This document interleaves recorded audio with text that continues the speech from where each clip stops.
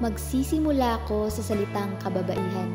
Mahinhin, marangal, kahali-halina, maganda, kagalang-galang at kaakit-akit kung inyong tatanungin. Yan ang magiging definisyon. Noong ika-11 na siglo, kadalagahay dalagang Pilipina kung ituring, ngayoy malaki na ang pinagbago. Kababaihang Pilipina, bakit naglaho? Dalagang Pilipina sa kasuotay nababakas na. Kababaihan noon sumasalamin kay Maria Clara. Telang mahahaba na nagpapakita ng tunay na ganda. Kung dati, mga kasuotan ay halos balot na balot. Samantala ngayon, halos wala nang ang saplot. Mga binibining mahihinhin at sa loob lang ng bahay ibinipiling. Sa paglipas ng panahon, tila ito'y isang alamat na lamang na ibinabaon.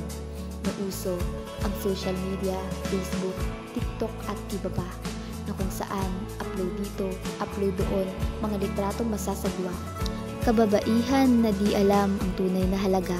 Kung dati ay gagawin ng lahat, maalagaan lamang at maprotektahan, bakit kababaihan ngayon ang dapat na iniingatan ay ginagawa na lamang na pagkakakitaan at katatawanan? Kababaihang hindi iniisip ang dapat na maging akto at kaugalian.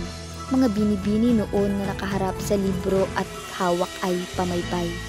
At ang mga kababaihan ngayon ay namulat sa patay-sinding ilaw at alak sabay sigaw ng salitang tagay.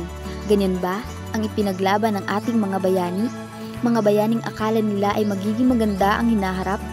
Kabataan ang pag-asa ng bayan? Bakit mas lalo yatang lumulubog ang ating bansa sa utang? Kababaihang sobra pa sa kalalakihan. May pag-asa pa bang ibalik ang nakaraan?